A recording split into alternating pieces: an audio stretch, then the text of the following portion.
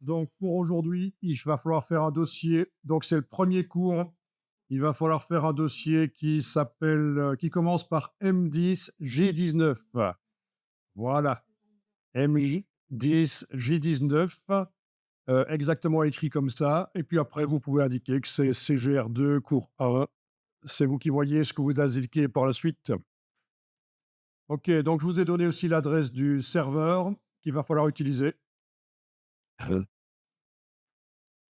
Donc quand vous tapez, le bit.ly dans la barre d'URL d'un navigateur, vous arrivez sur, ceci, où vous avez un fichier RTF qui reprend le lien que vous venez d'utiliser, donc c'est pas extrêmement utile, mais en tout cas le fichier est là et surtout vous avez un dossier avec, le cours 1. Donc vous allez dedans et vous allez télécharger le dossier images dans lequel je vous ai déjà mis quelques images avec lesquelles on va faire des tests. Donc, le dossier que vous téléchargez contient quelques images au format JPEG, images que j'ai été chercher sur le web.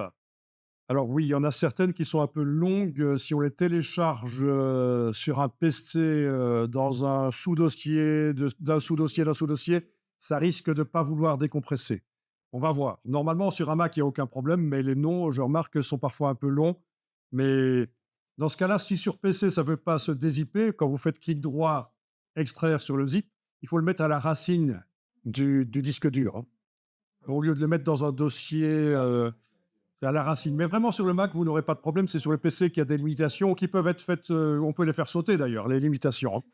Mais il est probable que si vous avez un Windows chez vous, vous n'avez pas fait sauter la limitation du chemin, le nombre de caractères sur le chemin. Donc il y en a 3 sur 5 qui travaillent avec Windows chez eux. Donc les images que vous allez avoir dans le dossier, il s'agit d'images que je suis allé chercher il y a 5 minutes sur le web, un peu au hasard. J'ai pioché parce que c'est juste quel animal c'est, ça n'a pas d'importance. C'était juste qu'est-ce qu'on voit de l'animal. Est-ce que ses pattes sont enfoncées dans l'herbe ou pas? Est-ce qu'il est debout sur ses pattes? Ça, j'ai fait attention à ça parce qu'on va travailler avec quelques images et pour que ce soit plus facile, je vous ai pris des animaux où le bout des pattes n'est pas enfoncé dans l'herbe parce que ça, c'est un peu plus difficile. Et comment est-ce que j'ai trouvé les images? Parce que vous savez qu'on ne peut pas utiliser toutes les images qui sont sur le web, évidemment. Il y a plein d'images qui sont sous copyright. Attention, hein, c'est une fausse croyance. Si les images sont sur le web, si les gens l'ont mis sur le web, c'est qu'on peut l'utiliser. Oui, tu peux le télécharger et chipoter dans Photoshop le dimanche après-midi chez toi, mais jamais faire un travail que tu vas diffuser. Vous n'avez pas le droit, avec des images qui sont sous copyright. Donc, comment trouver des images qui ne sont pas sous copyright? Donc, voilà comment j'ai procédé. Je vous le dis, évidemment, vous ne le faites pas, vous regardez juste, parce que ça, on le fera peut-être ensemble plus tard. Aller chercher, oui, on va le faire ensemble plus tard. Aller chercher une image.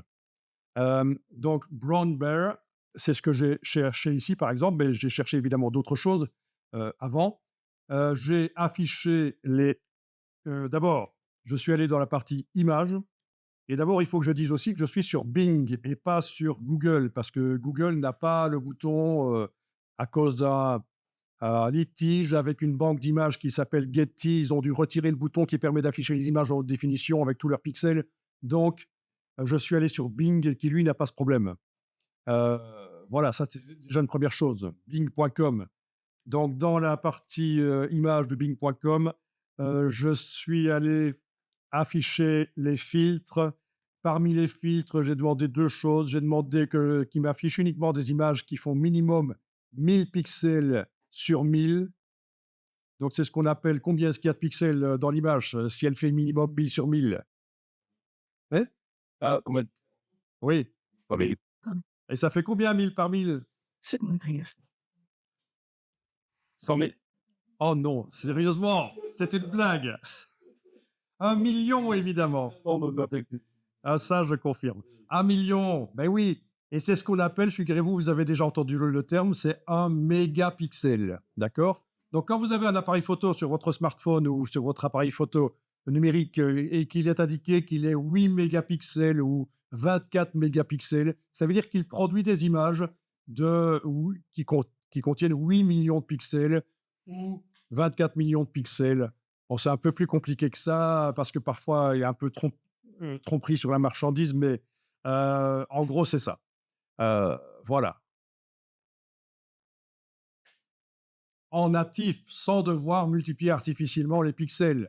Le capteur de l'appareil photo de votre smartphone 8 mégapixels produit des images avec 8 millions de pixels si vous demandez le maximum de, de qualité. Donc le mégapixel, c'est le million de pixels. Qu'est-ce qu'il y a d'autre que j'ai demandé ici? J'ai fait un filtrage sur les licences Creative Commons. J'aurais pu aussi demander du domaine public. Le domaine public, c'est extrêmement libre, c'est-à-dire que les images qui sont vraiment du domaine public, notamment les images qui sont sur Wikipédia, Wikimedia, on a le droit de les utiliser, de les modifier, de ne pas citer l'auteur, de faire des travaux commerciaux qui vous rapportent de l'argent avec. Donc, ça, c'est les images, les vraies images du domaine public. Je dirai plus de choses à ce propos plus tard, je ne vais pas m'étendre, mais je voulais élargir un peu le choix que j'avais, et donc je suis allé vers Creative Commons. Quelqu'un connaît Creative Commons? Ça vous dit quelque chose? C'est un type de licence où parfois, quand on utilise l'image dans ses travaux, il faut citer l'auteur. Parfois, on ne peut pas modifier l'image. Parfois, on ne peut pas l'utiliser pour des travaux commerciaux. Donc, il y a parfois des restrictions avec le Creative Commons. Des restrictions qu'on n'a pas avec le domaine public. Mais par contre, voilà, domaine public, c'est moins large. Il y a moins de résultats quand je filtre par domaine public. Là, je vais par exemple filtrer par domaine public ici sur les sur les ours bruns. J'aurai sans doute moins de résultats. Bien. Donc, ce qui m'indique ici dans mon navigateur, c'est ce qu'on appelle la définition de l'image. Ceux qui travaillent dans la vidéo, vous savez peut-être qu'en vidéo, le nombre de pixels en largeur et en hauteur, on appelle ça aussi la résolution. Mais dans le monde de l'imprimerie, on appelle ça la définition parce que la résolution, c'est autre chose. Dans le monde de l'impression, donc ce qu'on va faire ici, ça ne va pas être spécifiquement pour l'impression, mais on va avoir en tête quand même de sortir une des sorties, une des utilisations des travaux, ce sera éventuellement d'imprimer. Donc, c'est pour ça que dès à présent, on va se dire, tiens, ça, c'est la définition de l'image et c'est pas la résolution. Même si, dans le monde de la vidéo, certains appelleront ça la vidéo. Alors, par exemple, celle-ci, 4500 sur 2600, j'arrondis. Combien de mégapixels? En supposant que l'image n'a pas été agrandie artificiellement dans Photoshop pour multiplier les pixels. Donc 4500 sur 2600, ben, je vais prendre mon outil de capitaliste. Ça a été quoi, les 4K, c'est ça? Vaguement du 4K, mais c'est pas tout à fait du 4K. Alors, si je multiplie 4500, voilà, fois 2600, Vous savez ça. j'obtiens 11 700 000 pixels. Il y a 11 700 000 pixels dans cette image. C'est donc une image comme j'ai laissé tomber un peu les chiffres après la centaine, là, c'est une image qui contient 12 millions de pixels, on va dire 12 mégapixels. Voilà, c'est plutôt presque, enfin, c'est 6 gars. C'est pas ça? Il ne faut pas essayer de rapporter ça à la vidéo, parce qu'on ne parle pas de vidéo ici, ça n'a pas d'importance. Peut-être pour me donner une idée de. Voilà. Mais donc, oui, alors si tu veux absolument savoir, le 4K, c'est C'est 3000. 160. En 2100, de toute façon. Ah non, le 4K, voilà. 60. 4096 sur 2160, ça c'est le 4K. Tu confondais peut-être avec le HD, 1080 fois 2160. Non, c'est pas ça, c'est pas 1080. 1080 fois 2000. Enfin voilà. On va pas s'ennuyer avec ça. Et juste pour avoir une référence. Voilà, le HD, 1920 fois 1080. Voilà. Voilà. Bref, j'expliquais que j'ai donc cherché les images comme ça. Que dire de plus? Ben, on y reviendra, mais voilà, c'est une possibilité pour trouver des images pour agrémenter vos travaux. C'est une possibilité.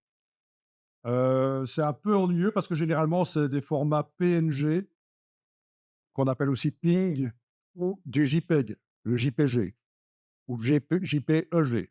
Donc, c'est des formats web et c'est généralement compressé il y a de la destruction dans l'image, il y a des détails, il y a de la compression qui se voit, c'est pas l'idéal.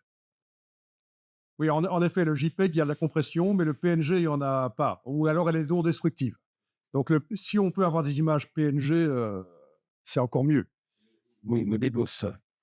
Donc typiquement ici, sur le web, vous allez avoir, ces 2 grands formats de fichiers, PNG et JPEG, et le JPEG, normalement, c'est pas l'idéal pour commencer un travail, mais si on me demande de faire un travail pendant 1 heure avec un ours brun, qu'est-ce que je fais? Je téléphone à mon patron, dis: «Tu peux m'envoyer au zoo, de Berlin, je dois photographier un ours brun, je suis de retour dans 4 jours». Mais non, c'est pendant 1 heure le boulot, donc je vais, soit aller sur le web, prendre une image «gratuite» entre guillemets, soit, acheter une image dans une banque d'images, genre, j'ai parlé tout à l'heure de Getty qui a fait un procès à, Google pour empêcher que Google puisse afficher un bouton qui permet d'afficher les images en haute définition.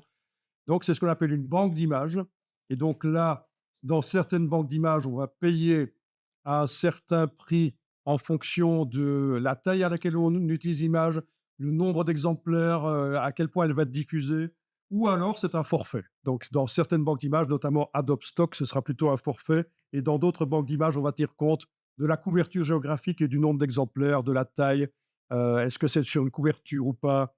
Enfin, vous voyez? C'est un peu complexe, donc on ne peut pas dire qu'il y a un prix pour une photo.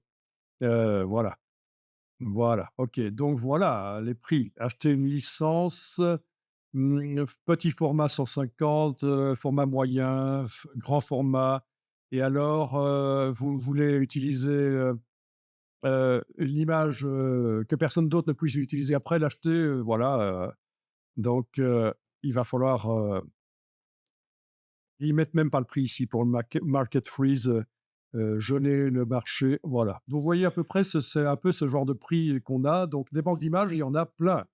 Les grandes agences de pub peuvent se permettre d'acheter une image, voire même d'empêcher tout le monde de l'utiliser après. Ouais. Mais il y a beaucoup moins cher en fait, hein. Donc voilà. Hem, Qu'est-ce qu'on a d'autre comme possibilité quand on veut des images? Bien sûr, les faire soi-même, c'est encore mieux, ou les générer par intelligence artificielle. Donc actuellement, en octobre 2024, vous avez la possibilité de générer des images directement dans Photoshop.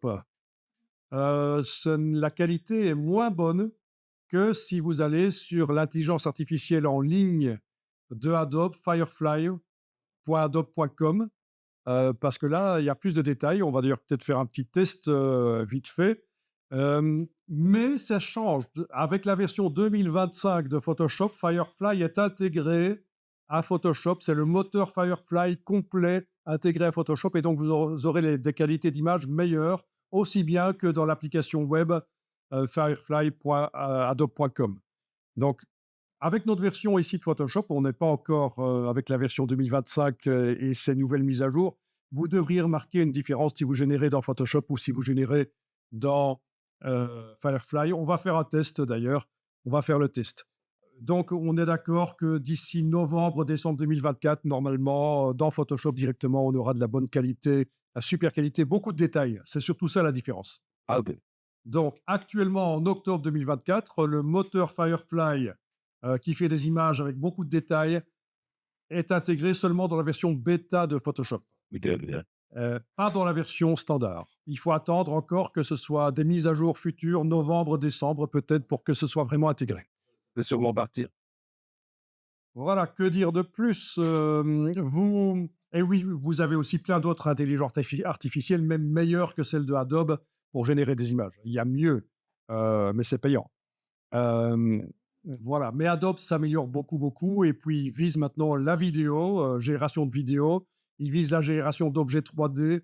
Ils sont en train vraiment de stresser et de stresser tout le monde, mais il faut dire qu'ils ont la concurrence maintenant, hein. Vous savez que Affinity, le concurrent de Adobe, Affinity, qui est moins cher parce que là, il fallait payer à peu près une centaine d'euros, et puis vous l'aviez, de manière perpétuelle.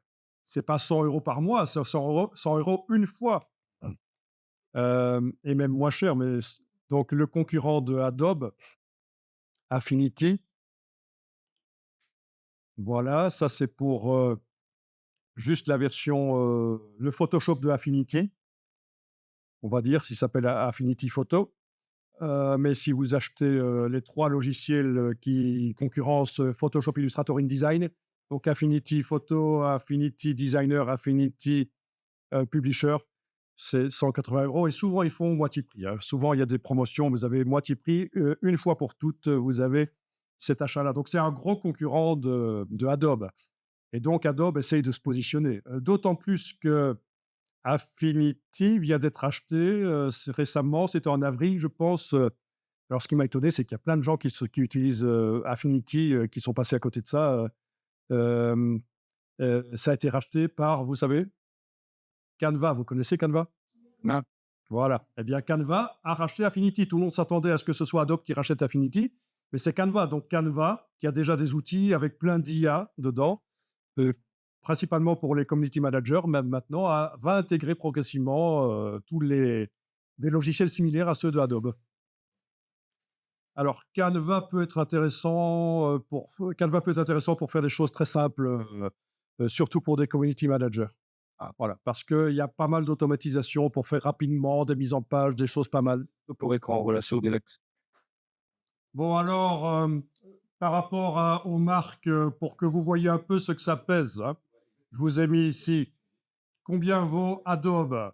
Vous avez ici l'indication combien ça vaut l'entreprise Adobe. Combien vaut Microsoft? Vous l'avez ici, c'est en dollars évidemment.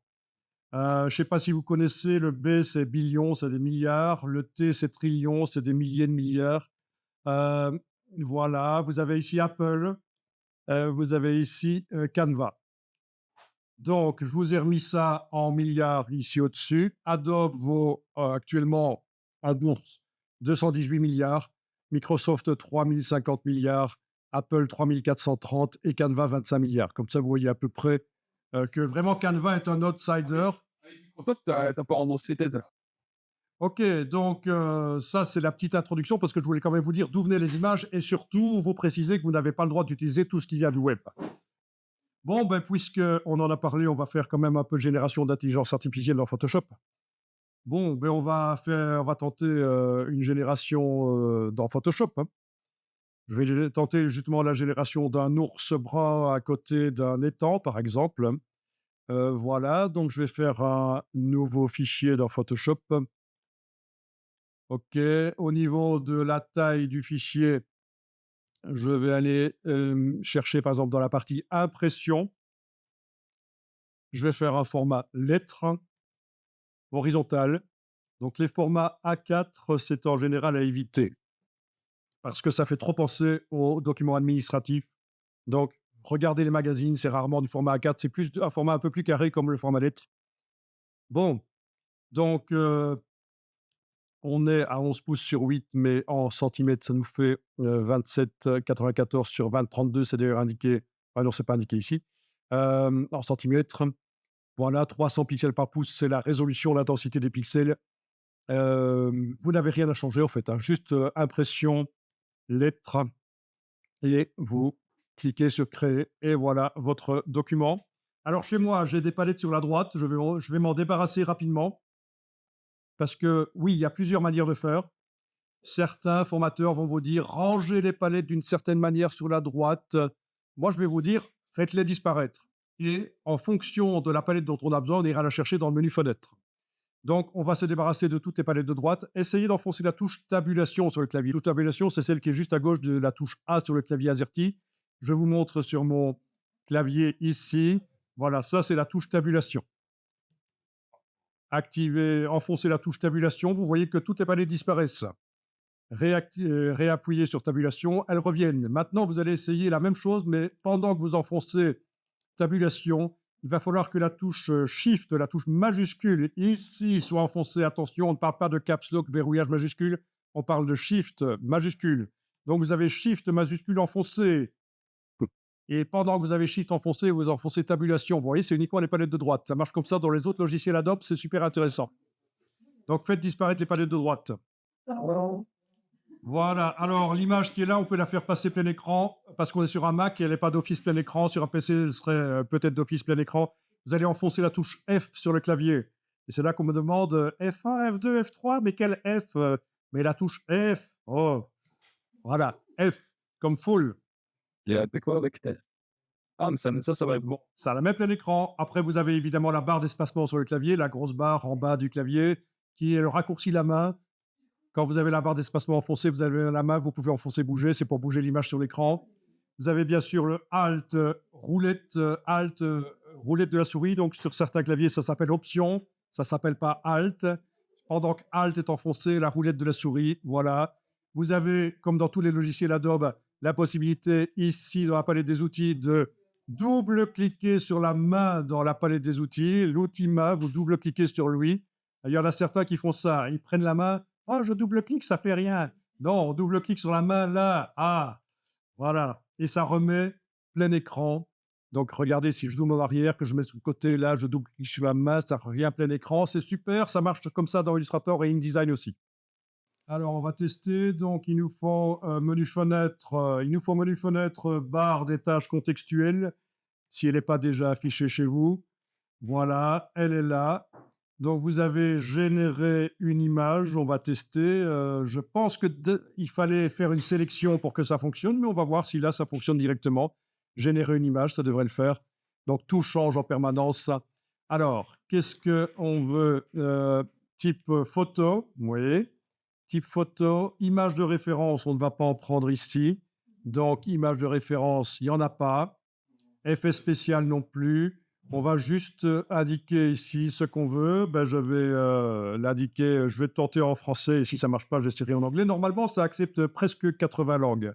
Donc, un ours brun sur le bord d'un lac, vu en entier. Le lac ou l'ours? Ah, l'ours. Un ours brun. Ah, merde. Excusez-moi. Un ours brun vu en entier au bord d'un lac avec des montagnes au fond, on va dire, hein, au fond. Au fond du lac? Il va peut-être mettre des montagnes au fond du lac, il est tellement stupide. On va voir. Alors, on essaye générer. Oui, quand on parle à l'intelligence artificielle, c'est ça le problème en fait, hein. C'est ça que tout le monde dit, le problème avec l'intelligence artificielle, c'est qu'on lui demande quelque chose, mais il comprend autre chose parce que voilà. OK, donc voilà. Vu en entier, ben oui, mais il y a quand même les pattes qui sont un peu cachées par le bord, mais c'est pas grave. Donc il vous a fait dans le panneau propriété ici 3 versions. 3 versions, voilà, voilà. OK, est-ce que ça marche chez vous? Vous avez réussi à générer? Oui. Parfait.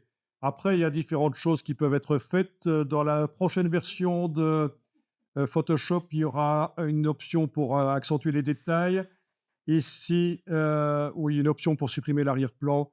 Mais il y a plus d'options dans la version 2025 à ce propos, hein. Vous allez voir que quand on l'aura à notre disposition, on pourrait déjà l'avoir si on travaille sur la bêta, mais on ne va pas s'exciter avec des bêtas. On va juste travailler sur la version débuggée. Donc, on attend que les nouveautés de la version 2025 en octobre 2024 là, arrivent. Novembre, décembre, ce sera dedans certainement. Et vous verrez qu'il y a plus. Alors, vous devez choisir lequel est intéressant. S'il n'y en a aucun intéressant, vous pouvez cliquer à nouveau sur Générer en modifiant ou pas le prompt. À vous de voir. Mais là, je pense que ça, c'est déjà pas mal comme image. On a démontré que on arrive à générer quelque chose. Alors, on va enregistrer le fichier que vous avez fait. Donc, vous voyez, vous êtes assez libre, hein. Je ne vous ai pas imposé de faire un ours, hein. Vous pouviez faire autre chose. Est-ce que vous me confirmez que vous avez obtenu quelque chose de sympa? Oui. Bah, oui. C'est une quand même. Donc, je vais indiquer Paria dans Photoshop. Un ours brun, voilà. OK, je vais même indiquer ici à la fin 01 pour indiquer que c'est ma première version, parce qu'après, je vais enregistrer les fichiers, vous allez voir, régulièrement sous un nom différent au fur et à mesure que je travaille sur eux. Donc voilà. Paria dans Photoshop, ours brun, voilà, 01. OK. Bon, les montagnes, elles m'ont l'air quand même, c'est comme si c'était sorti d'un film des années 40, hein. Elles m'ont l'air quand même un peu ripou, mais franchement, on va pas se plaindre. Moi, je suis pas difficile, hein. Quand je sais combien ça prendrait de temps pour faire ça manuellement, je ne vais pas me plaindre. Je sais que c'est à la mode de se plaindre et commencer à critiquer le moindre poil de travers dans les images générées par l'intelligence artificielle, mais restons honnêtes, c'est une révolution. Et si on testait ça dans le même prompt peut-être, le tester dans Firefly sur le web. Oui, parce que Firefly, euh, il fallait, au début de l'intelligence artificielle dans Photoshop en 2023, il fallait installer Firefly, ça faisait partie de la Creative Cloud, c'était dans le manager d'application. Mais ça a disparu parce que maintenant, c'est intégré de manière euh, intuitive, non visible dans Illustrator, Photoshop et InDesign d'ailleurs aussi. Euh, et par contre, ils ont gardé Firefly sur le web pour générer des images de meilleure qualité. Voilà, donc Firefly intégré à Photoshop de manière invisible, on va dire maintenant, c'est bizarrement, ça fait moins bien que l'application sur le web. Mais je vous ai dit qu'avec la version 2025 de Photoshop, le problème va être réglé, ça va être aussi bon. Ce qu'on a fait là dans Photoshop sera meilleur si on le refait en novembre, décembre 2024 avec la version Photoshop 2025. Donc je vais peut-être aller ici faire une copie du prompt. Je le sélectionne et je fais un commande C sur le clavier du Mac. CTRL-C sur le clavier du PC. Je vais peut-être aller voir vite fait dans Firefly. Donc Firefly, on y va. C'est pas celle-là, c'est celle-là. Voilà, ce sera mieux. Donc vous tapez firefly.adobe.com et vous devriez arriver sur Firefly. Voilà, firefly.adobe.com avec la possibilité de taper quelque chose. Ok, ah ben il était déjà là. Ok, c'est moi qui fais n'importe quoi. Ok. Bon, voilà. Je colle, je sélectionne tout et je colle à la place ce que j'avais demandé. Générer, on va voir. En principe, on avait le choix de différentes choses, mais voilà, on va pouvoir changer maintenant. Éventuellement, il m'a fait un format carré d'office. Ok, donc on a les différentes versions dont on peut augmenter la résolution de celle qui nous paraît bien. Est-ce que vous remarquez qu'au niveau qualité, c'est peut-être un peu mieux? Normalement, il y a un peu plus de détails que dans Photoshop. Je vais retourner dans Photoshop. Voilà. Non, franchement, ici, je vois pas trop la différence. Le lac, peut-être, ça m'a l'air pas mal. Ça m'a l'air pas mal. Ok, je vais peut-être demander ici un autre format. Format grand écran, oui, du 16:9. Peut-être désactiver le mode rapide. Voilà. C'est de la photo que je veux. Au niveau de la composition, je ne prends pas d'image de référence. Je n'ai pas envie de faire dans le style de. Et je vais lui redemander de régénérer en fait ce prompt. Est-ce que vous avez accès? Ça marche chez vous? Oui? Ok, super. Donc générer. Donc cette fois-ci, c'est du 16:9.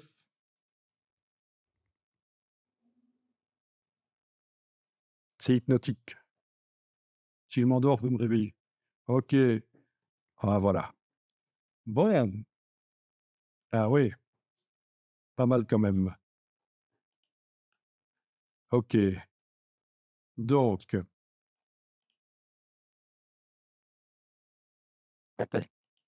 il me l'a fait en 16:9. On peut le télécharger, l'ouvrir où on veut, évidemment.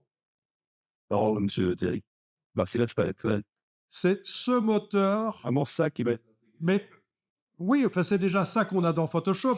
Mais, C'est mon esprit. donc, c'est déjà ça qu'on a dans Photoshop, mais comme demande, hein, comme manière de demander les choses. Mais le moteur ici, sur Firefly en ligne, est actuellement meilleur que Photoshop. Voilà. Mais attends, t'as encore rien vu, parce que par d'autres IA, on peut augmenter la netteté. Alors, je vais télécharger l'image quand même, voilà, je vais la télécharger dans le dossier d'aujourd'hui. Voilà, il est indiqué, ça commence par Firefly, le prompt est là. C'est peut-être un peu long parfois, les prompts, il faut parfois un peu réduire. Ici, en cliquant dans le nom du fichier, je vais appuyer sur la flèche bas, la flèche qui va vers le bas sur le clavier, et ça m'amène au fond du fichier. Et avant l'extension, je vais sélectionner ça. Voilà, et quand même supprimer une partie. Voilà. Donc le JPEG, je ne supprime pas. Que dire de plus? Oui, dans la boîte Mac, si vous avez un truc, comme ça tout petit quand vous enregistrez, il faut cliquer à cet endroit-là. Je ne sais pas si chez vous, vous avez la boîte complète, c'est quand même mieux. Ça va, vous avez vu? OK, vous naviguez d'une manière ou d'une autre jusqu'à votre dossier, vous enregistrez. OK,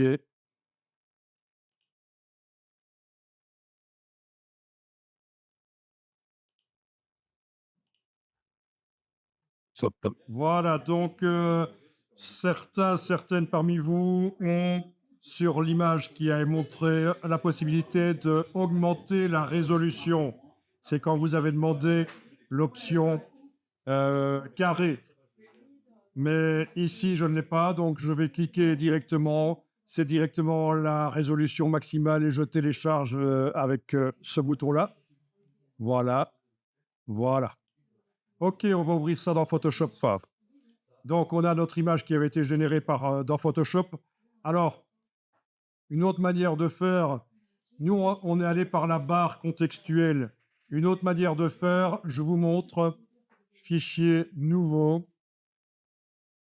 Ne le faites pas, hein. Voilà, film et vidéo, HD, par exemple, voilà. Une autre manière de faire, c'est par le remplissage génératif.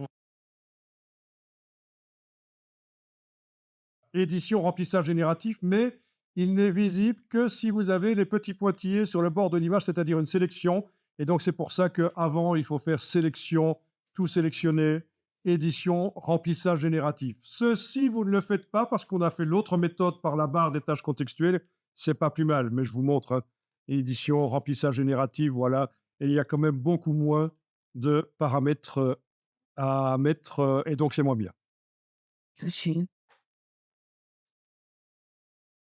Alors pardon, je confondais avec l'étirement, génératif alors. Oui, Voilà. OK, donc voilà ce qui m'a fait. Bien. OK. Ah oui, et là, on a même la possibilité d'augmenter la résolution, le détail, là, vous voyez? Ici, oui, OK. Donc là, on a la possibilité d'augmenter le détail. Voilà, accentuation des détails. Et en principe, ça va, voilà, mettre un peu plus de détails. Mais franchement, on aurait pu le faire d'une autre manière manuellement. C'est parfois un peu trop, too much. Mmh.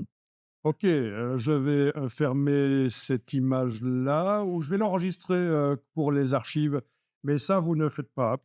Heu, donc ça, c'est par remplissage génératif. Normalement, on l'utilise, sur une partie d'image. Là, j'ai fait sur toute l'image. J'ai sélectionné toute l'image et j'ai demandé un remplissage génératif, mais vous allez voir que c'est intéressant quand on le fait sur une partie d'image, en fait, ça.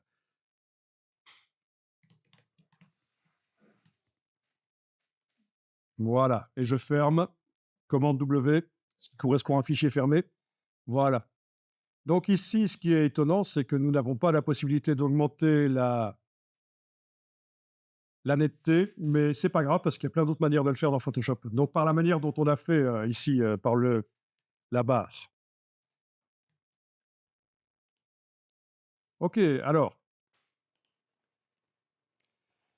bien, avant d'aller chercher les images qui ont été générées, par, Firefly, l'application en ligne firefly.adobe.com, testons, 2-3 petits trucs ici. Donc, 1re chose, on peut demander d'ajouter de la zone. Par exemple, ici, je vais ajouter de la zone sur la gauche, ça paraît logique parce qu'il regarde vers la gauche, et inventer la suite du décor. Vous en parliez tout à l'heure, hein, maintenant dans Adobe Premiere, on peut inventer la suite d'une vidéo. C'est assez dingue. On vit une époque formidable, moi je vous le dis. Hein, si on ne regarde pas l'actualité, tout va bien. Si on ne regarde que l'intelligence artificielle, c'est génial. Donc, ben, faisons ça. Il y a plusieurs manières de le faire. La manière que je vais montrer ici, je pense qu'elle ne va pas fonctionner sur vos Photoshop à vous que vous avez là, et je n'arrive pas à comprendre pourquoi. Mais c'est pas grave, il y a une autre solution. On va commencer, la manière que qui normalement doit fonctionner. Et si ça ne fonctionne pas, je vous montrerai comment faire autrement. Donc, vous allez activer l'outil de recadrage. Donc, l'outil de recadrage qui est là. Est-ce que vous avez une barre avec des options là au-dessus, comme ceci? Si vous ne l'avez pas, il faut la faire apparaître par le menu Fenêtre et il faut demander Options. C'est ici, ceci à cocher dans le bas du menu Fenêtre pour avoir absolument la barre d'options. Ici, vous devez demander Fond. Attendez un peu parce qu'il y a un problème, il y a de Sakwekenvana ici. D'abord, apparemment, chez moi, le recadrage, l'outil de recadrage est forcé à être en 1:1 comme proportion. Ça ne m'arrange pas du tout. Je vais donc faire ceci. Donc, même chose chez vous. Si ici, dans la barre d'options pour l'outil de recadrage, vous avez quelque chose qui est indiqué, vous allez cliquer sur Effacer pour enlever. Et normalement, vous n'avez rien. Ensuite, vous allez ici demander Fond, développement génératif. Vous allez, je vais remettre ici en place chez moi parce que ça s'est décollé à cause des proportions, voilà. Et ici, sur la gauche dans mon cas, mais peut-être que chez vous c'est vers le haut, vers le bas, vers la droite, vers la gauche, je vais demander d'ajouter de la zone comme ceci. Voilà. Ah oui, ça ne colle pas au-dessus non plus. Voilà, OK, on va y arriver. Et puis vous allez cliquer sur générer sans rien indiquer. On pourrait mettre quelque chose, mais on va pas le faire ici. On pourrait déjà mettre, tiens, je vais voir une barque au fond, sur le lac, une barque avec des pêcheurs en train de crier et lever les bras parce qu'ils veulent attirer l'ours. Ils savent pas que ça nage, si. Alors, générer. Ah. Voilà. Et c'est là peut-être que chez vous, ça va caler.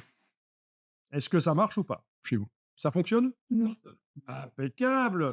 Für moi, der einzige Serverlose. Wir sagen, würde ich sagen, il y a aussi de la meilleure de fonctionnement. Ça marche. Pour, Ça va faire, oui, oui, il y a une manière, oui, oui, le remplissage génératif, oui. Voilà. Est-ce que là, ça a fonctionné chez vous? Non? OK, alors je vais annuler, édition annulée, développement génératif et on va faire l'option qui chez vous fonctionne. Alors pourquoi est-ce que chez vous ça fonctionne pas? Voyons un peu. Est-ce que quand vous allez voir la palette des calques, menu fenêtre calque, est-ce que l'image est sur un calque?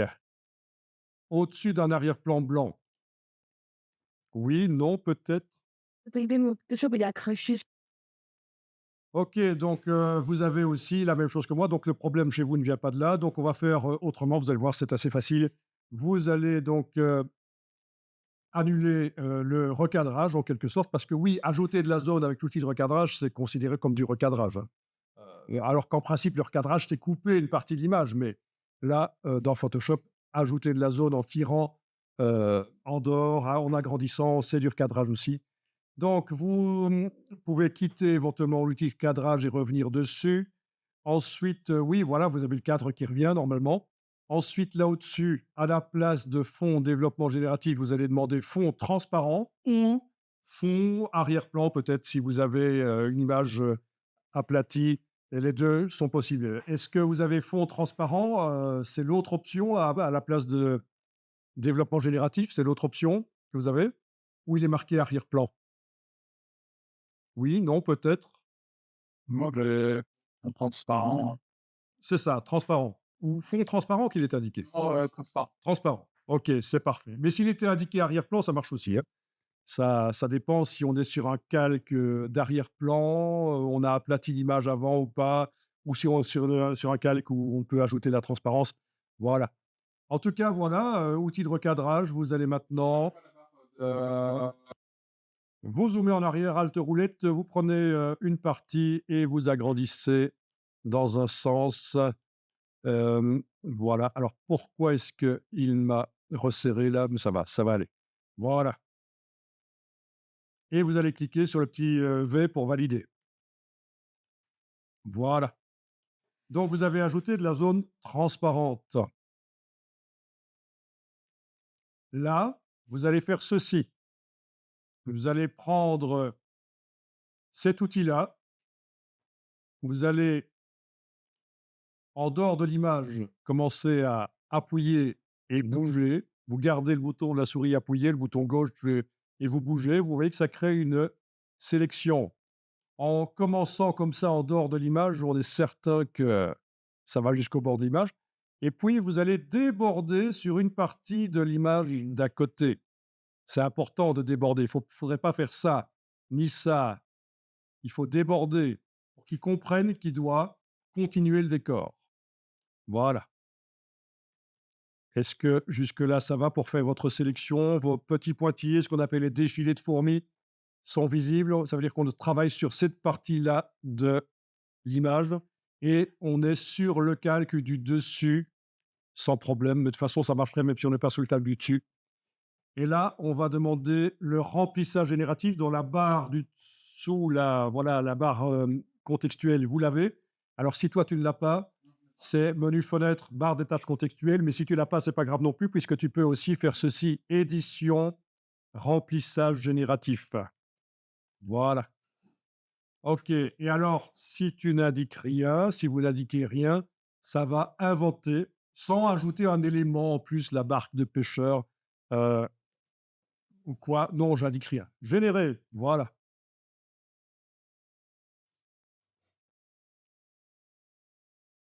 Et là, ce qui ne fonctionnait pas tout à l'heure pour une raison inexpliquée sur vos Photoshop devrait fonctionner.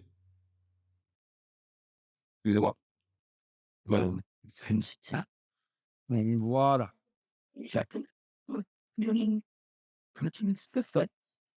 Bon, voilà, il a proposé 3 versions, hein, dans le panneau propriété.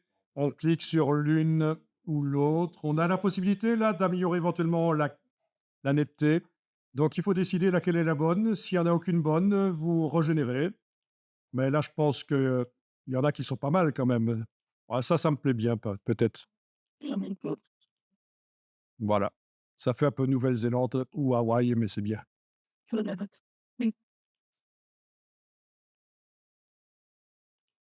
Bon, quand vous avez fait ça, vous pouvez enregistrer le fichier parce qu'on est en train de le modifier. Donc, je vais là-dedans faire fichier enregistré sous. J'utilise la flèche qui va vers le bas. Vous voyez ce que je veux dire sur le clavier. Je vous montre. Quand je suis dans le nom qui est un peu long, là, je clique sur la flèche qui va vers le bas. Je pense que la flèche vers la droite, ça reviendrait au même. Mais ce qui va m'amener à la fin du nom des fichiers. Et j'indique 02 à la place de 01. Surtout, ne supprimez pas l'extension .psd. Il faut qu'elle reste là. Voilà, donc je fais une deuxième version du fichier. Voilà.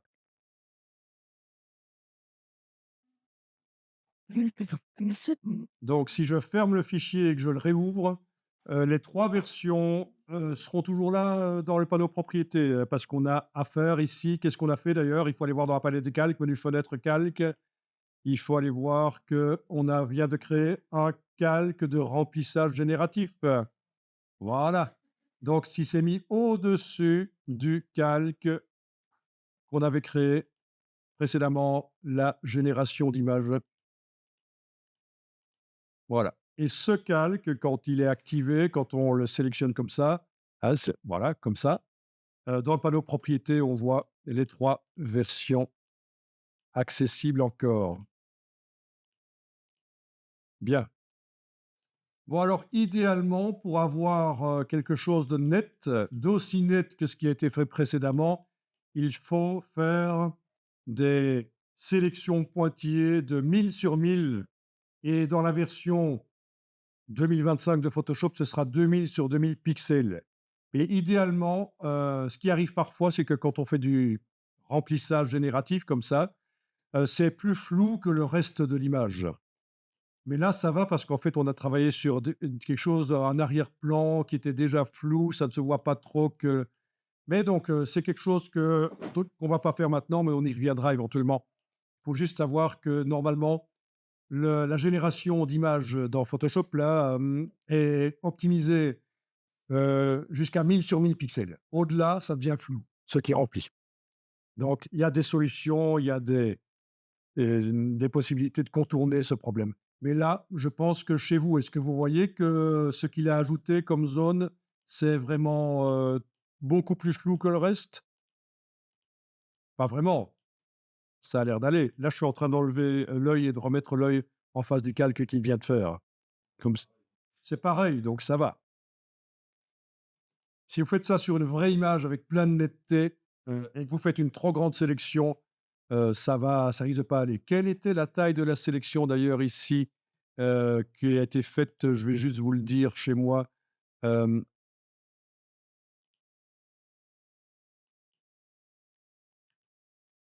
c'est, il faudrait que je mette en pixels.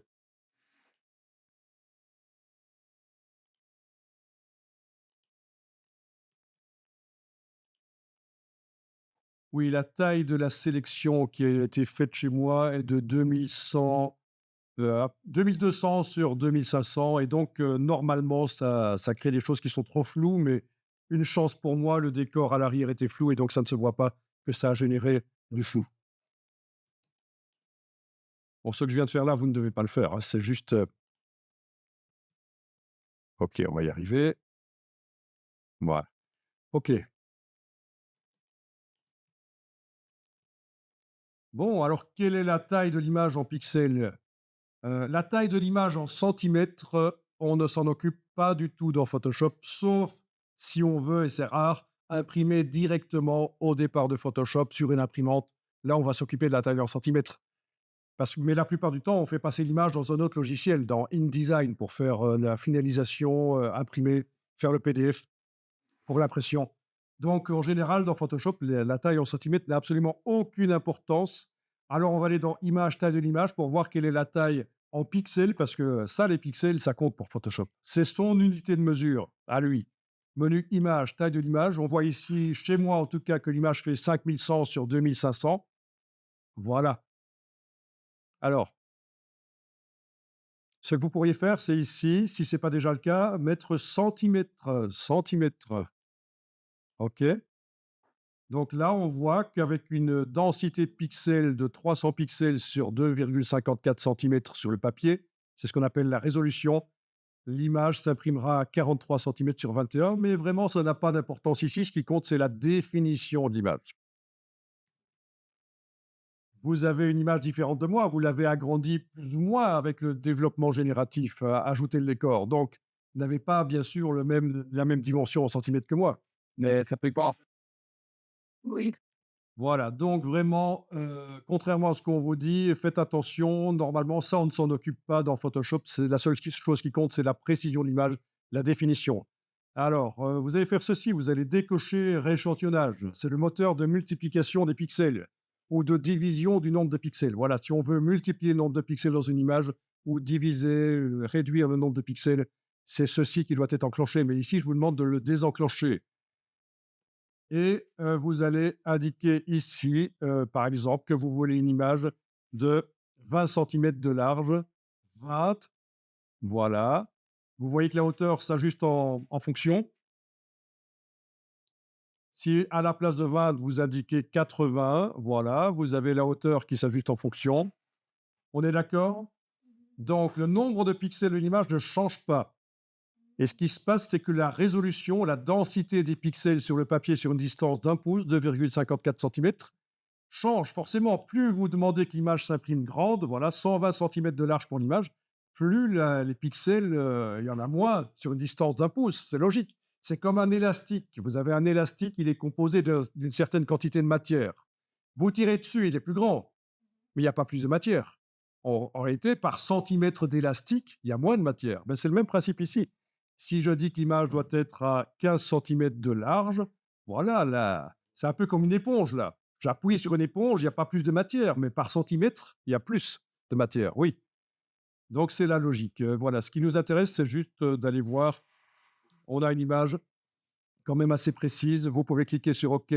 Rien ne s'est passé parce que le rééchantillonnage n'était pas coché. Il n'y a pas de calcul qui s'est fait. Voilà. Et l'indication en centimètres là dans Photoshop n'a pas d'importance parce que la plupart du temps, je vous dis, on finalise dans InDesign et c'est là qu'on décide de la dimension en centimètres et de la résolution. À moins d'être photographe et d'imprimer direct au départ de Photoshop, c'est plutôt rare de s'occuper des centimètres et de la résolution dans Photoshop. Donc, contrairement à ce qu'on vous dit, ça n'a pas d'importance, la résolution. Si vous pensez que la résolution a de l'importance, vous vous dites: «Tiens, je vais imprimer, donc je dois avoir des images à 300 pixels par pouce absolument». Mais quand vous allez ouvrir des images comme celles que je vous ai fournies, quand vous allez les ouvrir, vous allez vous dire: «Mais ça ne va pas». Par exemple, je vais en ouvrir une au hasard, hein.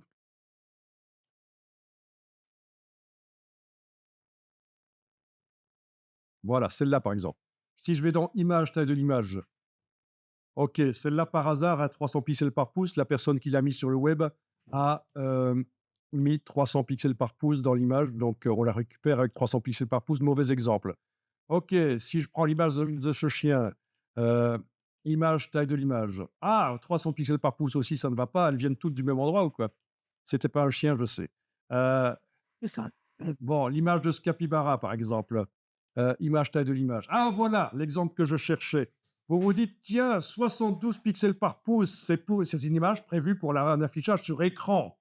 Je ne peux pas l'utiliser pour imprimer». Erreur majeure. Bien sûr que oui, vous pouvez l'utiliser pour imprimer parce que ce qui compte, c'est la la précision de l'image. Donc voilà, si d'ailleurs je la mets à 300 pixels par pouce, là, je vois que je pourrais l'imprimer à 300 pixels par pouce. C'est ce qui est demandé par les imprimeurs en général. Pour des imprimantes jet d'encre, c'est 150, mais pour les imprimeurs, c'est 300. Je pourrais maximum la mettre dans la mise en page à 16 centimètres sur 9. Voilà. Donc attention à ça, c'est pas parce que quand vous ouvrez l'image dans Photoshop et que vous allez voir image taille de l'image, que vous voyez que c'est pas du 300, que forcément vous pouvez pas l'imprimer. Pas du tout, on ne s'en occupe pas. Ce qui compte, c'est la précision de l'image. OK.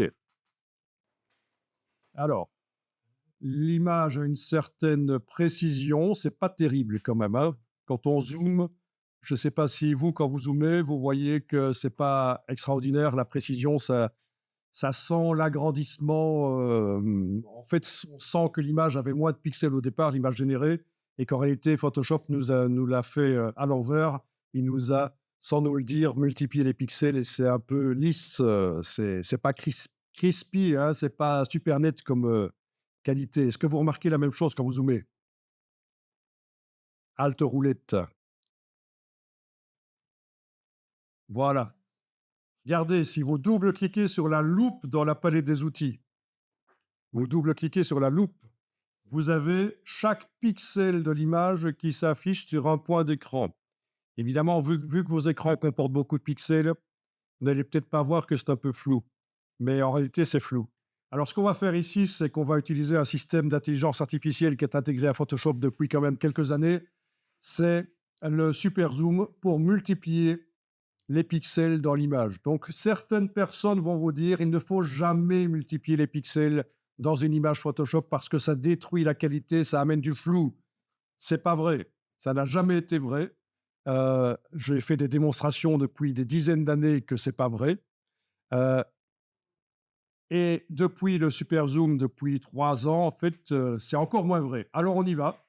Vous allez dans le menu filtre. On est bien d'accord, vous avez enregistré votre image. Oui. OK. Attendez. Ah, Menu filtre, Neural Filters. Alors, parmi tous les Neural Filters, il y en a un qui nous intéresse particulièrement, c'est le super zoom. Peut-être qu'il va vous dire qu'il faut l'installer. S'il faut l'installer, vous cliquez sur installer, ça, c'est tout petit, ça fait 40 mégas. Vous l'enclenchez et vous allez déterminer de combien de fois vous voulez multiplier les pixels. Attention, il y a une petite erreur ici de ma part. Il faut travailler sur une version aplatie de l'image parce que là, visiblement, il ne tient pas compte de tous les calques, vous voyez. yes. Donc, annuler, annuler. Bon, ce qu'on va faire ici, c'est qu'on va aplatir l'image, mais j'aimerais garder une version non aplatie. Donc, je vais d'abord enregistrer le fichier. Quand on dit aplatir l'image, c'est réunir tous les calques en un seul. Fichier enregistré sous. Je vais ici indiquer que c'est la version aplatie. Aplatie, idiot. Voilà. OK. Vous arrivez, pas de problème. Si. Pour faire dans la version attaquée. Donc, en fait, je n'ai pas encore fait la version aplatie. C'est ça qui est subtil. C'est que j'enregistre avant de le faire. Parce que sinon, si je le fais aplatir et que par erreur, je fais un commande S, CTRL S, j'aplatis la version 02. Donc, j'ai plus mes calques. Donc, je la joue intelligente. J'enregistre d'abord sous le nom 03 aplati et c'est après que je vais le faire. Donc, pensez à ça. Voilà.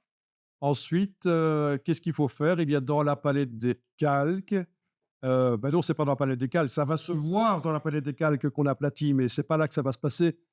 Dans le menu calque en haut de l'écran. Oui, donc vous avez cliqué sur OK dans la boîte Super Zoom, mais en fait, j'ai fait annuler parce que je me suis rendu compte qu'il y avait un problème. Vous avez cliqué sur OK et donc vous avez et là, je vais faire FF.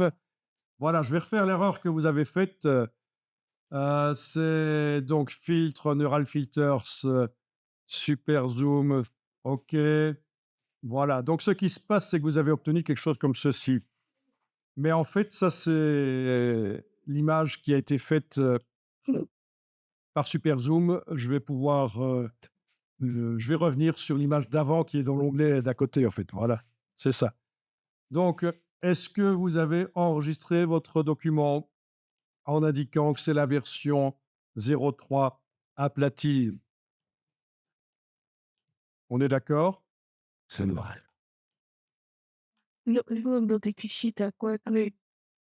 Eh bien là, on aplatit réellement. On aplatit réellement, menu calque, aplatir l'image.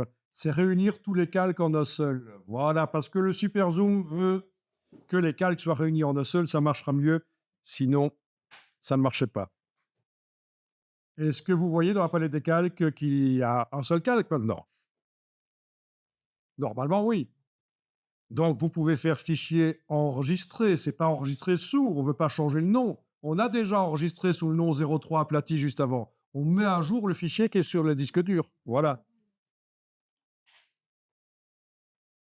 Voilà, on a fusionné les calques. Voilà. Si on avait activé tous les calques avec clic majuscule clic et demandé fusionner les calques, ou fusionner les calques visibles, même sans les sélectionner, mais dès qu'il y a un œil en face, tout ça revient au même, on les réunit en un seul. Mais c'est la OS.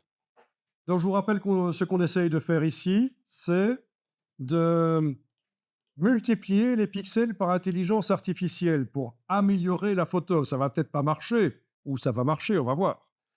Et donc, tout à l'heure, on avait un problème parce qu'il ne voulait le faire que sur un des calques, le calque qui était activé. Mais maintenant qu'on les a fusionnés, il va le faire sur toute l'image.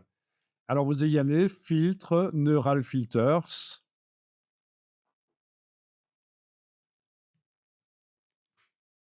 Bon, là,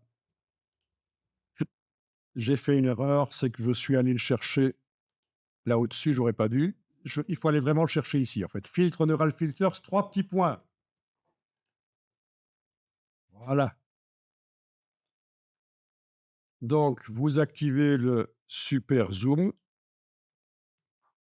Attention ici, dans le bas de la boîte, il faut choisir sortie, nouveau document.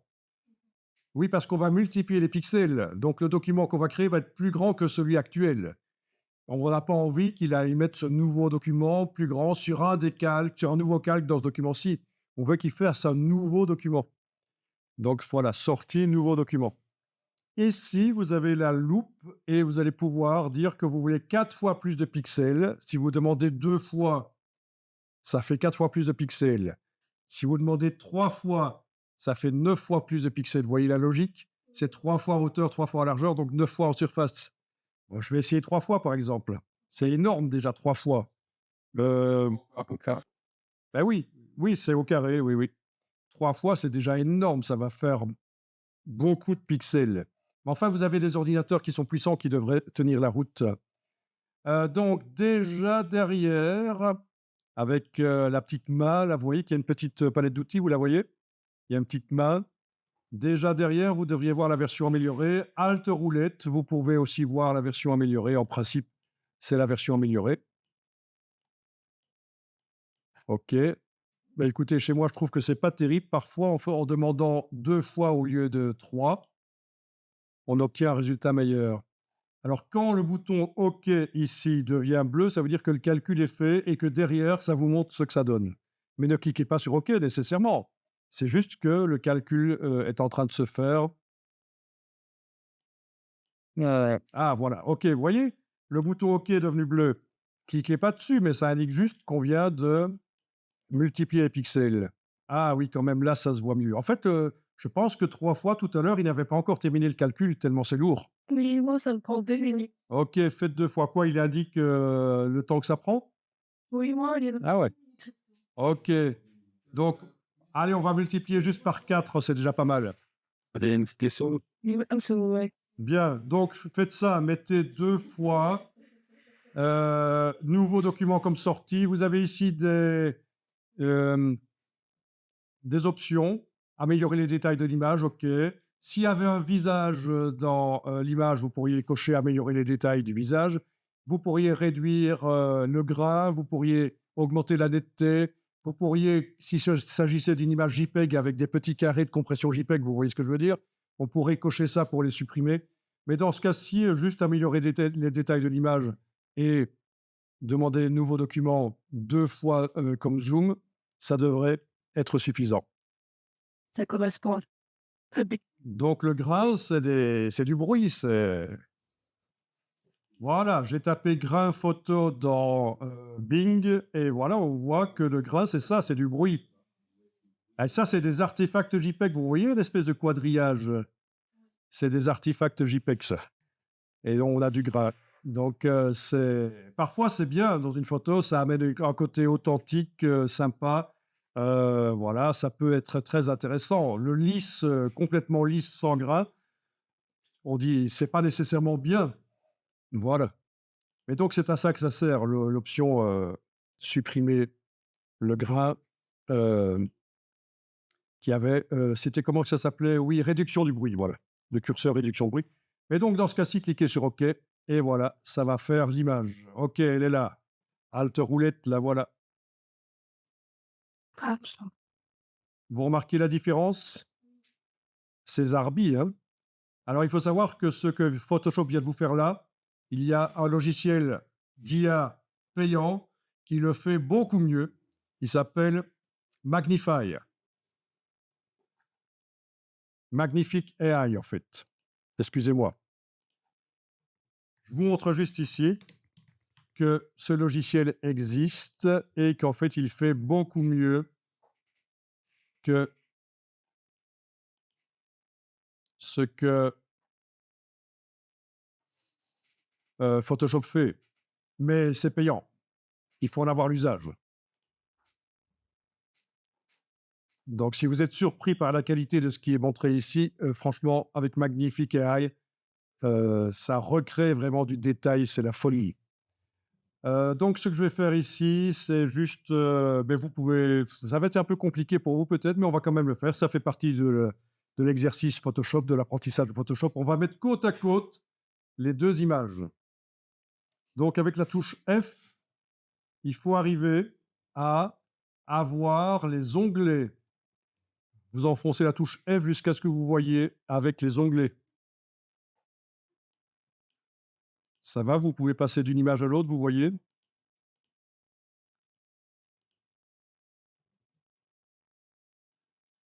Voilà, vous allez prendre l'onglet de l'image qui vient d'être faite par Super Zoom. Elle s'appelle sans titre 2 ici. Peut-être sans titre 1 si vous n'avez pas fait l'erreur de tout à l'heure. Vous appuyez sur l'onglet, vous bougez, ça s'est détaché du reste. Ça marche? Donc, je recommence. Vous appuyez avec le bouton gauche de la souris sur l'onglet ici. Est-ce que vous voyez l'onglet? Normalement, oui, parce que vous avez fait F, F, F jusqu'à ce qu'on voit les onglets. Vous appuyez avec le bouton gauche de la souris sur l'onglet, vous gardez appuyé, vous tirez comme ça, et ça a détaché l'image du reste. Ça a sorti l'onglet.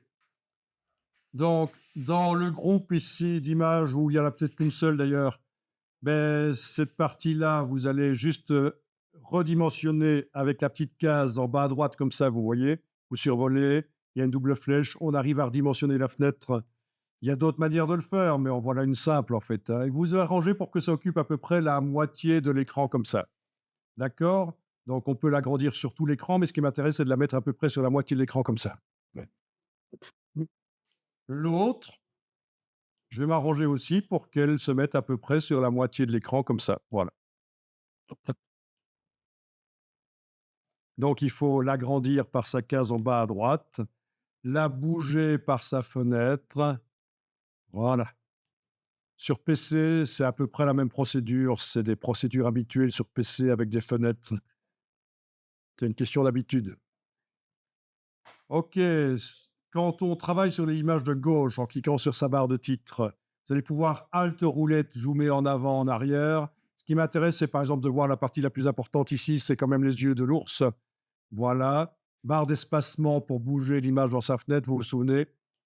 Ici, j'active l'image de droite en cliquant sur sa barre de titre. Alt roulette, puis je me mets à l'endroit de la tête de l'ours. Alt roulette, ça zoome sur la tête de l'ours. Voilà. Et là, normalement, vous devriez remarquer que l'image qui vient d'être générée par Super Zoom, où j'ai demandé seulement 4 fois plus de pixels, on devrait quand même remarquer qu'au niveau des poils, notamment, c'est mieux que dans l'autre partie. Est-ce que vous remarquez ça? Voilà, ça c'est l'original ici. Voilà, ça ressemblait à ça. Et la copie, mais il y a quand même plus de détails. Il a réinventé des poils. L'œil, là, si je zoome sur l'œil, là, je vois quand même qu'il a réinventé du détail, le super zoom. Donc, voilà. Et je peux vous garantir, ça marche encore mieux sur une image qui n'est pas générée par IA, sur une photo. Donc, vous pouvez me remercier parce que vous allez pouvoir, grâce à ce cours-ci, au moment des fêtes de fin d'année, aller repiocher dans des vieilles photos, dans des vieux albums où les photos sont floues et les rendre nettes et les améliorer par plein de manières différentes qu'on va voir, notamment tout le reste qui était là dans les neural filters. Il y a plein de choses pour coloriser des images noir et blanc, etc., pour enlever des déchirures sur les images, des pliures. Enfin, vous allez pouvoir générer au départ d'une image d'un album photo une image beaucoup plus grande imprimée, et c'est un beau cadeau pour pas cher. Donc, voilà, je vous donne l'astuce gratuitement. Je vous fais économiser de l'argent. Plutôt que d'acheter des choses chères, faites du Photoshop, faites plaisir avec la photo de grand-père améliorée, je ne sais pas, des choses comme ça. Voilà. OK, donc ça, c'est intéressant de savoir que ça existe, la possibilité d'améliorer. Je pense que c'est évident quand on regarde ici les poils là, je regarde les mêmes dans la partie. C'est évident qu'il y a eu de l'invention. Il invente et là, franchement, ce n'est pas ce que j'ai vu de mieux comme, super zoom. Franchement, sur des vraies images, ça marche encore mieux. D'ailleurs, on va tester sur des vraies images et c'est l'occasion de retester. Bon, écoutez, cette version-ci de droite, enregistrez-la, enregistrez sous et je vais l'appeler ours par super zoom. Voilà. Ou amélioré par super zoom, ours amélioré par super zoom, voilà. Donc format Photoshop et voilà. Et l'autre image là sous le côté, je peux la fermer, l'enregistrer s'il faut, voilà. Cette version-là, ça ne servait à rien, ne pas enregistrer. Voilà, touche F, voilà. Et voilà. Donc ce que vous faites dans Photoshop par IA peut être amélioré par IA dans Photoshop. C'est surprenant, mais c'est comme ça. Voilà, donc on a fenêtre calque, on a un seul calque, on va faire du remplissage génératif, mais cette fois-ci plus créatif, hein. Donc avec l'outil de sélection comme ça, vous allez pouvoir faire un rectangle. Le rectangle peut être bougé avec l'outil, quand vous l'avez fait, d'accord. Par contre, il ne peut pas être redimensionné parce que normalement, on peut redimensionner une sélection par menu sélection, transformer la sélection, mais en fait, ça va rendre le bord du rectangle un peu flou et le remplissage génératif ne fonctionnera plus. Donc, si vous devez le refaire d'une taille différente, vaut mieux cliquer à côté et retracer. Voilà. Ah oui. Et pendant que vous tracez, si vous n'avez pas encore lâché le bouton à souris, avec la barre d'espacement, on peut encore bouger le rectangle. Voilà. Donc, je clique à côté, par exemple, je retrace un rectangle comme ça. Voilà. C'est vrai que, voilà, après avoir lâché le bouton à souris, on peut encore le bouger. Et sinon, pendant qu'on le trace, barre d'espacement, on peut le bouger. L'idée, c'est d'aller mettre à cet endroit-là, par exemple, une barque de pêcheur, mais vous avez peut-être autre chose à mettre, hein. Vous choisissez. Vous allez mettre quelque chose dedans. Donc, un seul calque actuellement, même s'il s'appelle calque 2, hein, ça, c'est pas important, mais il y a un seul calque. Donc, on y va. Édition, remplissage génératif. Si je voulais des variantes de ce qui est montré là, je cliquerai sur générer tout simplement.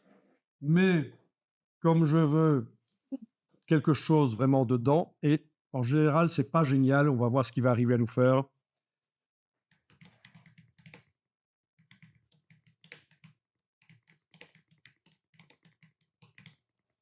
On va voir s'il comprend ça. Il va pas me faire des pêches, j'espère, parce que j'ai pas écrit pêcheur peut-être comme il faut. Ou il va peut-être me mettre des pêcheurs qui ont fait des fautes contraires au texte, si vous voyez ce que je veux dire. Non, c'est des pêcheurs de poissons que je veux. Générer. Vous avez d'autres méthodes pour faire ça, des astuces, des idées? N'hésitez pas. Voilà, ok, il m'a fait 3 versions de pêcheurs. Je voulais des pêcheurs qui soient debout. Ok. Tout ça est pas terrible, ce sera amélioré avec la version 2025. Ok, donc je vais tester les autres. Mais en tout cas, vous voyez que l'intégration n'est pas mal du tout quand même, hein. Même si c'est pas génial au niveau du détail.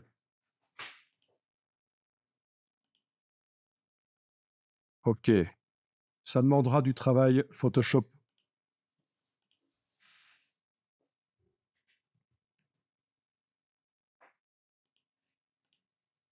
Je vais éventuellement lui demander une barque de pêche, une barque vide. Une barque vide, c'est parce que je mettrai les pêcheurs après euh, par les méthodes traditionnelles Photoshop peut-être. Vous mettez ce que vous voulez, c'est en fonction du sujet que vous avez choisi tout à l'heure. Donc non seulement il fait l'objet sur un nouveau calque, mais il fait aussi, dans toute la zone qu'on avait sélectionnée, il fait le reflet. Voilà, ok, ça ressemble à quoi ça? C'est une barque ça? Ok, ça c'est pas une barque, hein. Ok, ça c'est une barque, elle est un peu grande quand même.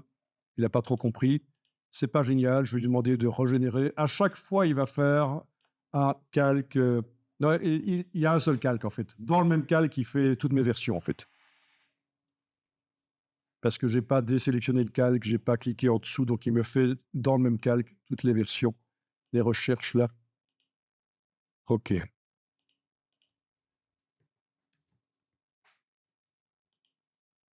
Je précise peut-être, parce qu'il me fait des grands bateaux finalement, une petite barque vide.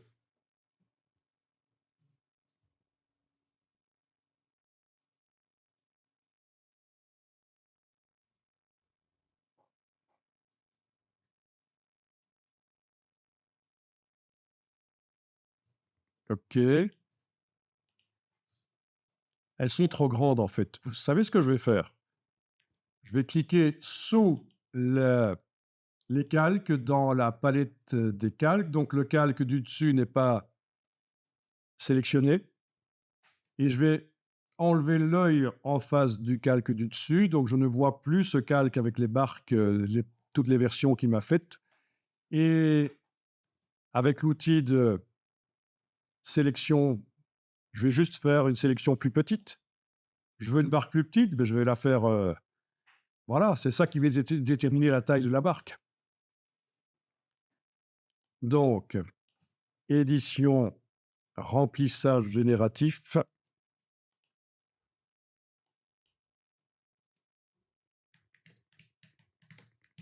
Une petite barque générée.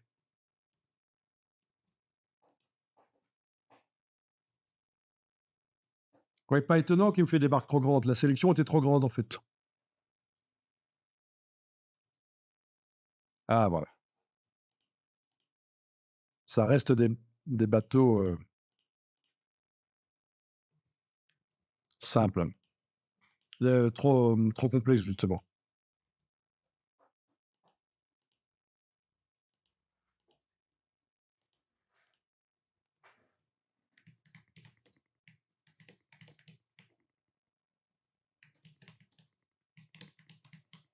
Avec des rames. Est-ce qu'il va comprendre que c'est un petit truc que je veux?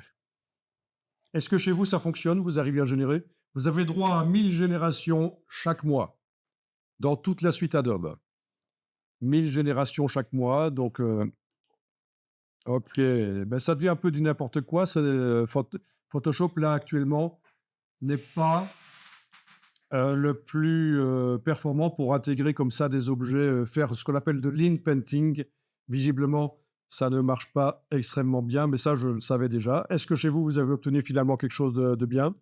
Moi, perso, j'ai aidé à avoir Swift dans un lac des semaines, en tout. Après, mon image est complètement fantastique, mais l'idée de bien checker. Donc, je pense que pour ceci, j'aurais intérêt à créer dans une autre image une barque, l'extraire du lac et une barque en grand, l'extraire du lac, faire différents tests, voire même aller chercher une vraie image de barque parce que là, finalement, moi, je désespère ici. Tester d'autres choses, hein, tester des choses. Il m'a fait des barques vraiment de pays Thaïlande ou je ne sais quoi, c'est particulier. Tester éventuellement d'autres choses.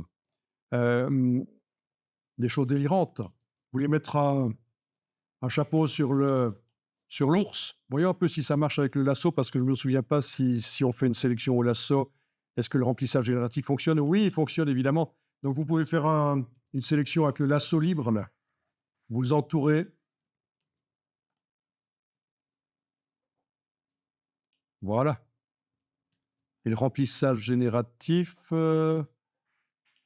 édition, remplissage génératif. OK.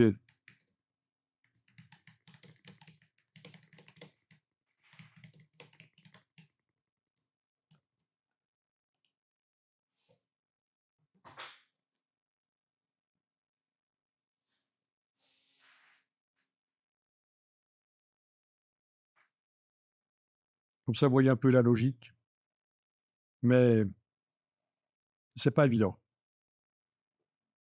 Ça s'améliore à vitesse VV prime, chaque mois, chaque année. C'est dingue les évolutions, mais voilà.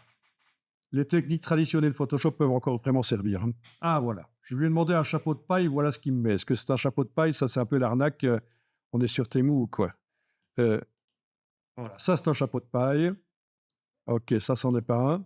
Donc il m'a fait un chapeau de paille vraiment comme je voulais et encore, c'est de l'osier plutôt que des pailles, bon. Par contre, il fait l'ombre, ça, c'est bien. Donc sur un calque, j'ai, le chapeau de paille. Donc difficile de bouger le chapeau. Il y a des opérations à faire si on veut vraiment le bouger. Je vais lui redemander, on va dire que ça, c'est bien. OK. Non, je vais pas tout répondre là. Je vais lui dire que je veux un vieux chapeau de paille. J'espère qu'il va me faire de la paille qui part dans tous les sens. Je régénère.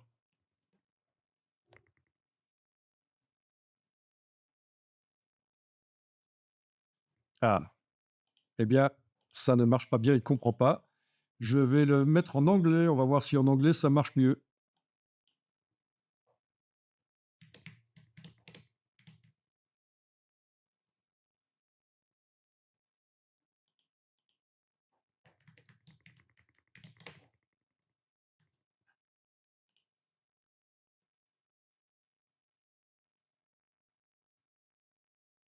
Vous pouvez écrire un prompt dans plus de 100 langues différentes, c'est pas mal. Eh bien, en anglais, ça ne marche pas mieux. J'ai l'impression qu'à cause des montagnes à l'arrière, il va chercher des chapeaux bavarois. Franchement, ça ne va pas. Finalement, je vais garder le seul chapeau qu'il a réussi à me faire correctement. Bien. Ah oui, s'il y a une partie qui ne vous plaît pas dans la montagne, dans le décor, sur l'ours ou quoi, vous pouvez changer. Même sur le bateau, là, s'il y a une partie qui ne plaît pas, on peut changer. Donc, par exemple, j'aime pas la barbe de l'ours, là. Je vais l'entourer. Cette partie-là, je trouve que c'est pas génial. Je l'entoure. Je fais du édition remplissage génératif. Je n'indique rien du tout. Il va inventer, il va me proposer 3 alternatives.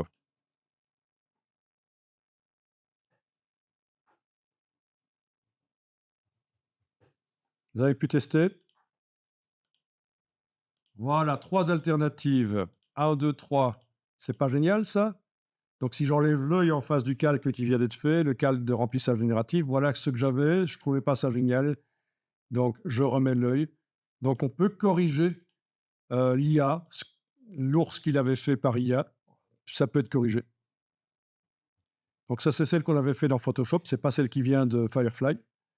Ici, l'arrière du bateau, je trouve pas ça génial. Je vais entourer. Je voudrais qu'il me refasse un arrière de bateau. Édition, remplissage génératif, généré.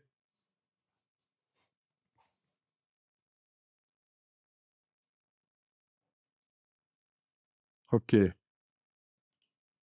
Bon, il y en a une différente, il y en a plein qui ne marchent pas trop, là.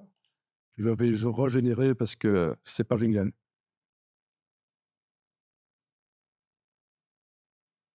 OK, qu'est-ce qu'il me fait là? OK, c'est ça. À la place de cette version-ci, finalement, j'en ai une qui ressemble à ça et qui est pas trop mal. Peut-être celle-là? Tout ça est encore améliorable. Vous savez, pour, rechercher des concepts pour faire des jeux vidéo ou d'autres choses, c'est fort utilisé.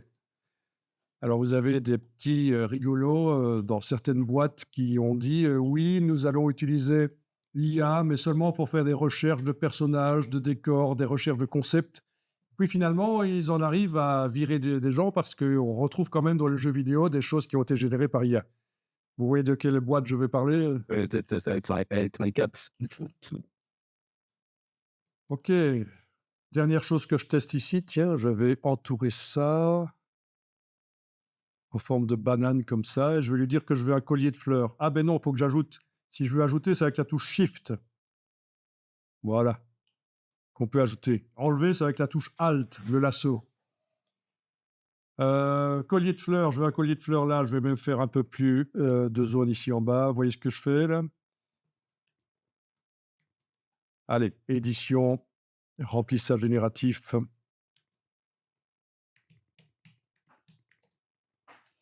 Comment est-ce qu'on dit encore un collier en anglais? Euh, Ah oui, necklace. C'est ça, hein?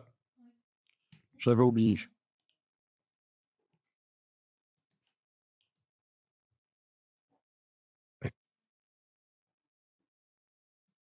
OK, c'est pas génial ça? 3 versions. Allez, j'en régénère, soyons fous.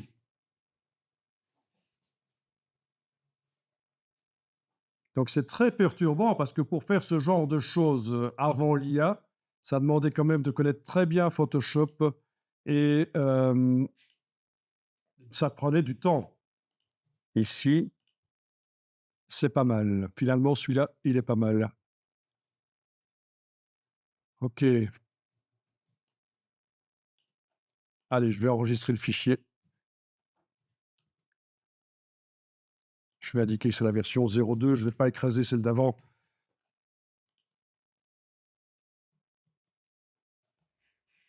Bien, ici, je vais quand même aller dans le dossier, non, je vais quand même aller ouvrir ce que Firefly m'a fait. Firefly en ours brun, ça ressemble à quoi si je sélectionne le fichier, barre d'espacement? C'était ça. Celui-ci, OK. Il y en a 2 faites par Firefly. Si je les ouvre dans Photoshop,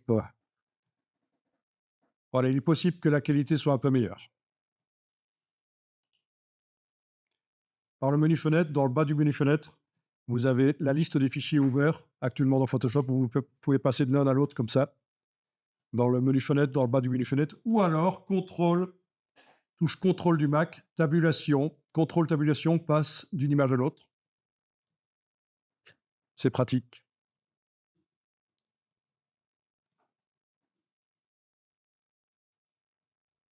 OK. Bon, je vais pas bosser là-dessus maintenant. Je vais les fermer. Alors, dans le dossier images que vous avez téléchargé et dézippé en double-cliquant sur lui ou sur le PC en faisant clic droit, extraire. Attention, hein, quand vous téléchargez un zip, j'ai remarqué que pas mal de gens ne le savent pas, mais si vous êtes sur Windows, pour utiliser ce qu'il y a dans le zip, il faut faire clic droit, extraire, parce que quand vous double-cliquez sur le zip dans Windows, vous voyez ce qu'il y a à l'intérieur, mais c'est assez peu utilisable, c'est juste une prévisualisation. Sur PC, il faut vraiment faire clic droit, extraire. Sur Mac, le double-clic sur le zip le fait à côté, décompresse le zip. OK, donc qu'est-ce qu'on allait dire ici? Bien, on va ouvrir une des images et on va voir si on peut l'améliorer par l'intelligence artificielle, par Super Zoom, parce qu'on n'a pas essayé sur une vraie image. OK, cette image. Ça sent déjà l'amélioration par IA quand je vois ça. Si je vais dans image, taille de l'image, 2700 pixels sur 1900, ouais. Voyons si le Super Zoom arrive à me recréer éventuellement du détail, mais l'image n'est pas de qualité dingue. Mais en tout cas, belle coiffure. Je vous laisse tester hein, le Neural Filters, le Super Zoom.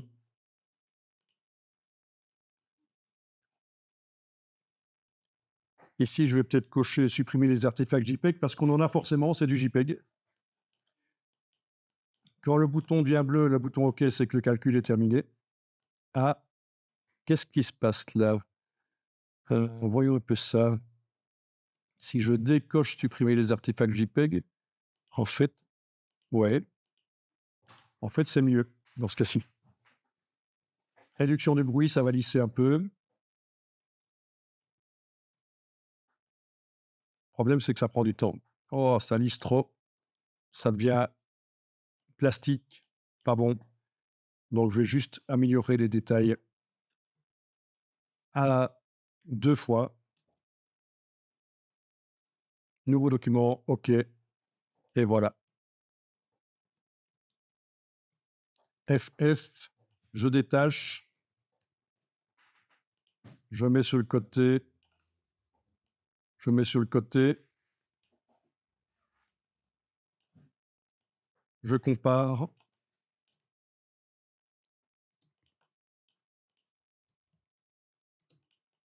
Donc, en principe, ça recrée du détail, vous voyez. C'est pas mal, quand même. Mais l'image n'était pas de bonne qualité au départ.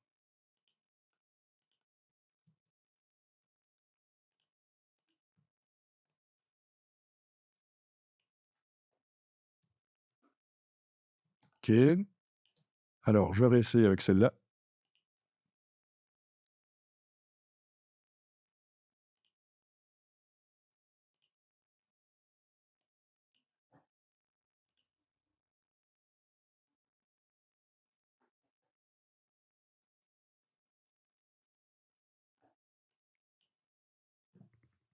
Bien.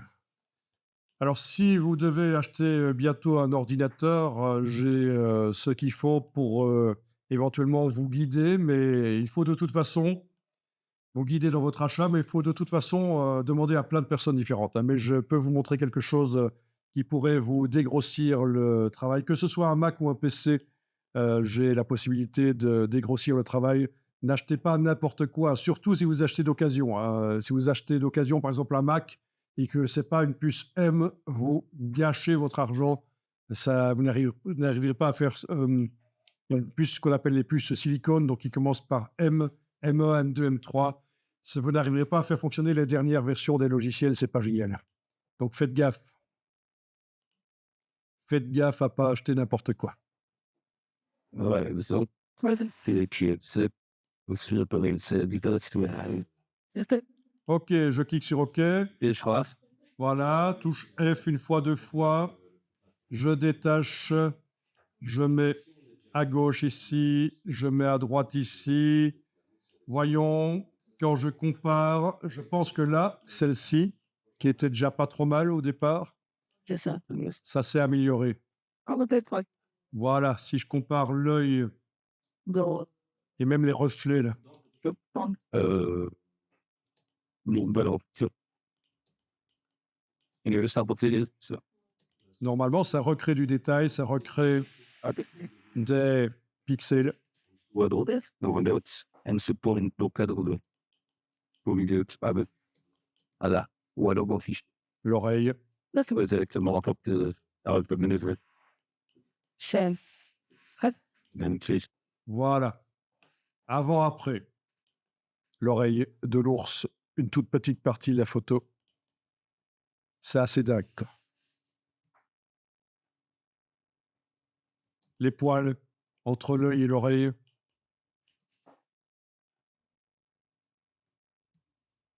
Voilà.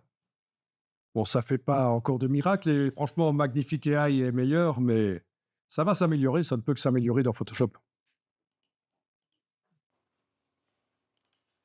Donc l'idée avec les photos qui sont là, c'est qu'on va extraire, et ce sera pour la prochaine fois bien sûr, on va extraire de leur décor les animaux pour les replacer dans un autre décor. Et il faudra recréer des fausses ombres dans le nouveau décor, forcément. C'est du Photoshop traditionnel, sans IA, mais c'est important de pouvoir le faire. Cette image-ci est différente, elle sera pour faire de la fusion d'images. Ça, c'est autre chose. Mais les autres images, vous voyez que les animaux sont vus en entier, sauf peut-être celui-là, c'est peut-être... Non, il est même vu en entier, celui-là, il n'y a pas de problème, ils sont vus en entier, donc on va extraire. Et alors, comme je vous disais, je vous ai pris des animaux où les pattes ne sont pas enfoncées nécessairement dans l'herbe. Celle-ci peut-être un peu, mais parce que sinon c'est plus compliqué. S'il y a de l'herbe qui reste au bout de la patte, une fois qu'on a extrait l'animal de son décor, c'est ennuyeux. Voilà, alors sur la chaîne ici, youtube.com/infographie, vous avez actuellement, en octobre 2014, mais ça changera, en vidéo d'accueil, une vidéo « Quel ordinateur pour du graphisme en 2024 ?» Donc, je vous l'ai dit, si vous devez acheter un ordinateur, demandez à plein de personnes, recoupez les informations. Mais moi, je vous donne des informations qui viennent de spécialistes de PC, qui vous trouvent les PC les moins chers, le meilleur rapport qualité-prix. En fait, ce sont des informaticiens dans une très grande école d'infographie c'est ça qu'ils conseillent aux étudiants qui demandent « Mais quel ordinateur je dois acheter ?» Moi, je vous parle dans cette vidéo de la partie Mac parce qu'eux ne vous en parlent pas. Eux vous parlent de la partie Windows, moi je vous parle de la partie Mac. Et je vous dis pourquoi acheter un Mac n'est pas nécessairement la meilleure des idées ou pourquoi ça peut parfois être intéressant. Ça, c'est une chose.